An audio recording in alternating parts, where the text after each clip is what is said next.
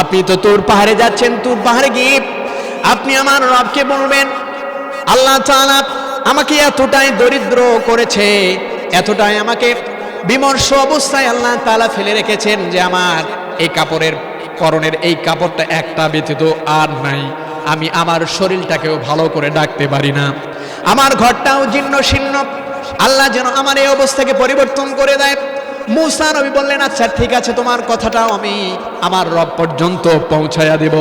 আমার বন্ধুগণ, আমার ভাইয়েরা, তাফসীরের কিতাবের মধ্যে এসেছে হযরত মূসা আলাইহিস সালাতু ওয়াস সালাম তিনি একদিন তুর পাহাড়ে তিনি যাবেন।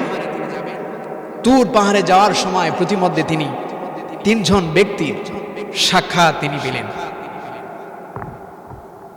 এই তিনজন ব্যক্তি আল্লাহর নবী মূসা আলাইহিস সালাতু ওয়াস সালামকে তিনটি অজুহাত পেশ করলেন। প্রথম নম্বর ব্যক্তি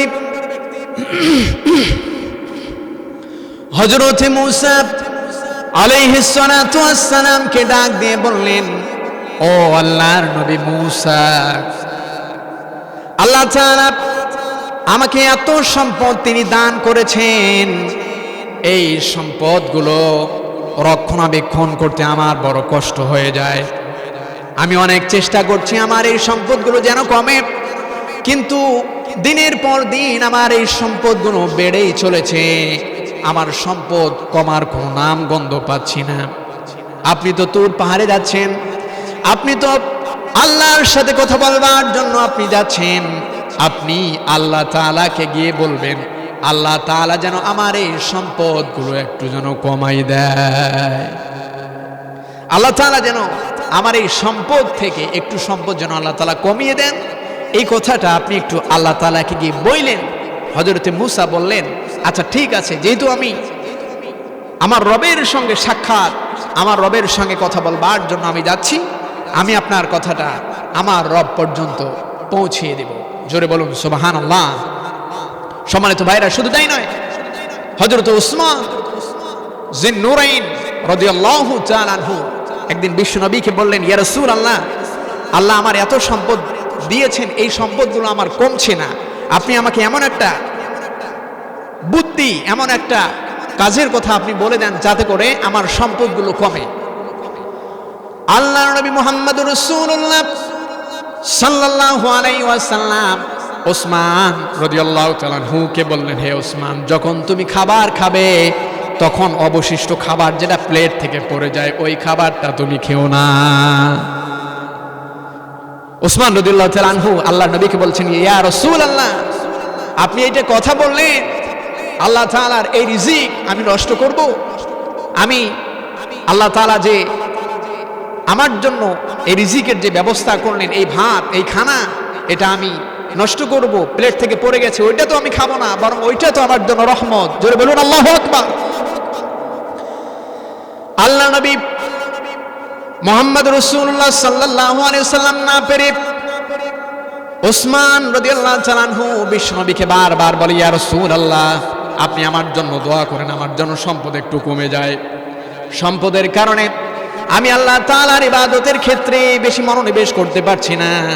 আল্লাহর নবী এবার সর্বশেষ ওসমানকে বললেন, হে ওসমান, আজকে থেকে তুমি যখন খাবার খাবে, এই খাবারটা তুমি মাটির মধ্যে বসে খাবে না, বরং তুমি এই খাবারটা উটের পিঠের মধ্যে চড়ে তুমি খাবে। সম্মানিত ভাইরা আমার, আল্লাহ রাসূলের চিন্তা হলো, ওসমান যখন উটের পিঠের মধ্যে চড়ে যখন খাবার খাবে, এই খাবারটা যদি কোনো একটা খাবার পড়ে যায় তো উটের পিঠ থেকে নেমে তো আর সে ওই খাবারটা খাবে না, তাহলে তার সম্পদ কি হয়ে যাবে? কমে যাবে।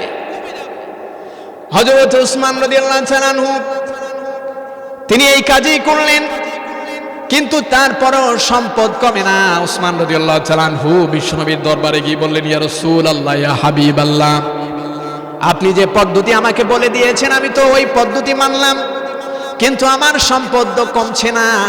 আল্লাহর নবী ওসমানকে ডাক দিয়ে বললেন, হে ওসমান, বলো তো দেখি, এই উটের পিঠের মধ্যে যখন তুমি চড়ে খাবারটা যখন তুমি খাও, যে খাবারটা পড়ে যায় ওই খাবারটা তুমি কি আবার উঠাইয়া খাও?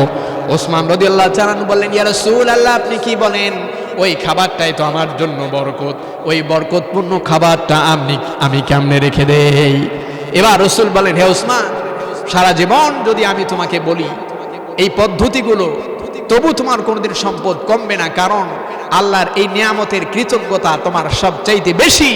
আর আল্লাহ বলছেন, লাইন শাকারতুম লাযিদান্নাকুম, আল্লাহ বলছেন যারা আমার নিয়ামতের কৃতজ্ঞতা প্রকাশ করবে আমি আল্লাহ তাআলা তার নিয়ামতকে বাড়িয়ে দেব। জোরে বলুন সুবহানাল্লাহ। কিন্তু আমাদের সমাজে যা আমরা খাই তার 20 ভাগ কিন্তু আমরা কি করি? নষ্ট করি। এর জন্য আমাদের সমাজের মধ্যে আজকে কোনো বরকত নাই, আমাদের সমাজে আজকে কোনো কল্যাণ নাই, কারণ আমরা কোরআন এবং সুন্নাহ থেকে অনেক দূরে চলে গিয়েছি। কথা বলুন ভাই, ঠিক কি না?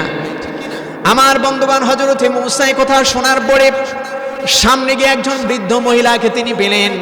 বৃদ্ধ মহিলা মূসা আলাইহিস সালাতু ওয়াস সালামকে বললেন, হে আল্লাহর নবী মূসা, আপনি তো তুর পাহাড়ে যাচ্ছেন, তুর পাহাড়ে গিয়ে আপনি আমার রবকে বলবেন, আল্লাহ তাআলা আমাকে এতটাই দরিদ্র করেছে, এতটাই আমাকে বিমর্ষ অবস্থায় আল্লাহ তাআলা ফেলে রেখেছেন যে আমার এই কাপড়ের পরনের এই কাপড়টা একটা ব্যতীত আর নাই। আমি আমার শরীরটাকেও ভালো করে ডাকতে পারি না, আমার ঘরটাও জীর্ণ শীর্ণ। আল্লাহ যেন আমার এই অবস্থাকে পরিবর্তন করে দেয়। মূসা নবী বললেন, আচ্ছা ঠিক আছে, তোমার কথাটাও আমি আমার রব পর্যন্ত পৌঁছায়া দেব। আমার বন্ধুগণ, আমার ভাইয়েরা, 3 নম্বর ব্যক্তি হযরতে মূসা দেখতে পেলেন এমন একজন ব্যক্তি, যেই ব্যক্তিটা একজন প্রতিবন্ধী মানুষ, যার শরীরটা হলো বিকলাঙ্গ।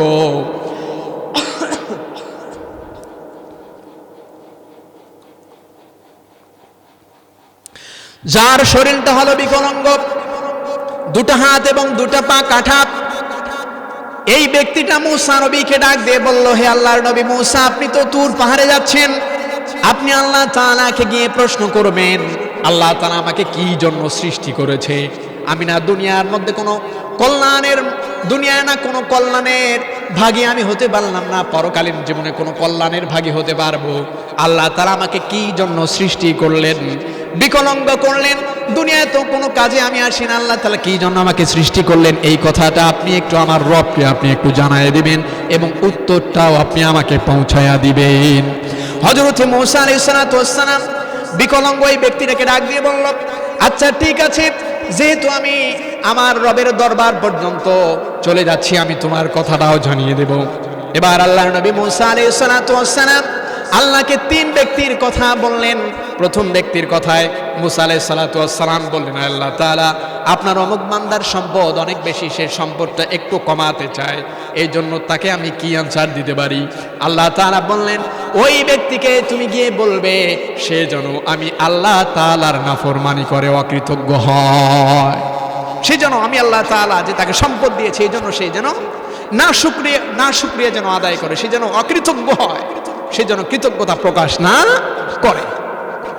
2 নম্বর ব্যক্তির জবাবে আল্লাহ বললেন, ওই ব্যক্তিকে গিয়ে, ওই মহিলাকে গিয়ে তুমি বলবে সে যেন আমি রবের কৃতজ্ঞতা প্রকাশ করে। 3 নম্বর ব্যক্তিকে গিয়ে তুমি বলবে আল্লাহ তাআলা তোমাকে জাহান্নামের একটা গর্তের মুখ ভর্তি করার জন্য আল্লাহ তাআলা তোমাকে সৃষ্টি করেছেন। জোরে বলুন না আল্লাহু আকবার। আল্লাহ নবী মূসা আলাইহিস সালাতু ওয়াস সালাম আসার সময় সর্বশেষ যেই ব্যক্তির কথা তিনি শুনেছিলেন, এই বিকলাঙ্গ ব্যক্তির তিনি দেখা পেয়ে গেলেন। আমার বন্ধুগণ, আমার ভাইয়েরা, ওই বিকলাঙ্গ ব্যক্তি মূসা নবীকে ডাক দিয়ে বলল, ও আল্লাহর নবী মূসা, বলুন তো দেখি আল্লাহ তাআলা আমাকে কি জন্য সৃষ্টি করেছেন?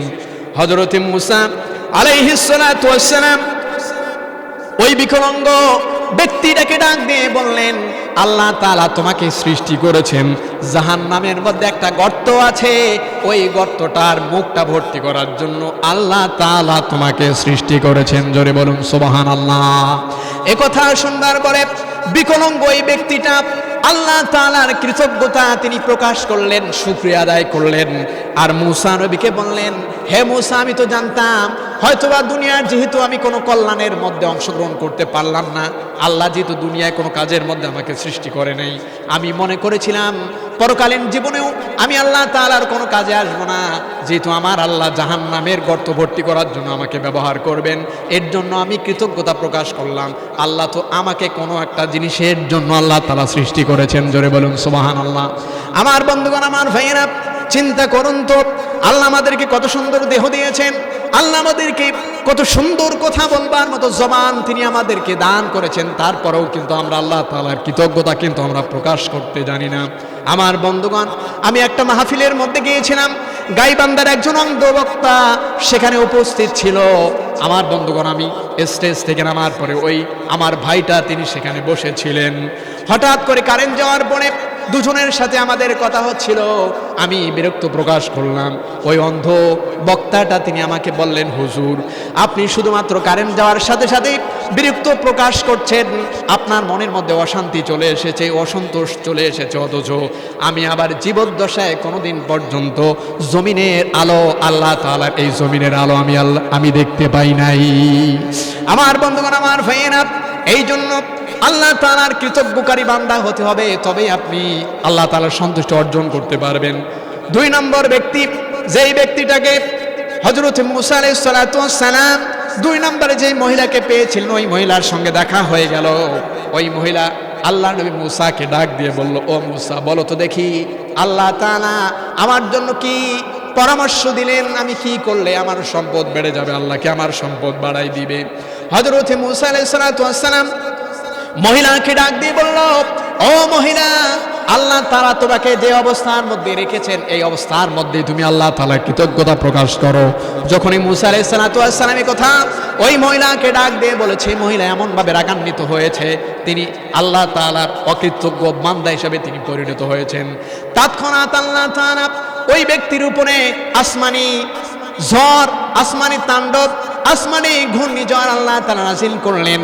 আমার বন্ধুগণ, আমার ভাইয়েরা, তার যে একটা ঘর ছিল, তার পরনের যে কাপড় ছিল, এই পরনের কাপড় এবং ওই মহিলা সহ ঘর সহ আল্লাহ তাআলা ওই মহিলাকে ঝড়ের মাধ্যমে আল্লাহ তাআলা উড়াই নিয়ে গেলেন। জোরে বলুন আল্লাহু আকবার। ওই ধন সম্পদশালী ব্যক্তি মূসা আলাইহিস সালাতু ওয়াস সালামের সঙ্গে দেখা হয়ে গেল। আল্লাহর নবী মূসা এবার তাকে ডাক দিয়ে বললেন, হে আল্লাহ তাআলার বান্দা, আল্লাহ তাআলা তোমাকে বলেছে তোমার ধন সম্পদ কমতে পারে, একটা শর্ত, তুমি যদি আল্লাহ তাআলার অকৃতজ্ঞ বান্দা হও, তুমি যদি আল্লাহ তাআলার শুকরিয়া জ্ঞাপনকারী বান্দা না হও, তুমি যদি আল্লাহ তাআলার শুকরিয়া জ্ঞাপন না করো, তবেই তোমার সম্পদ কমে যাবে। আল্লাহর বান্দা মূসা নবীকে ডাক দিয়ে বলল, ও আল্লাহর নবী মূসা, আল্লাহ তাআলা আমাকে যে অনুগ্রহ করেছেন, এই অনুগ্রহের জন্য কিভাবে আমি আল্লাহ তাআলার অকৃতজ্ঞ বান্দা হই?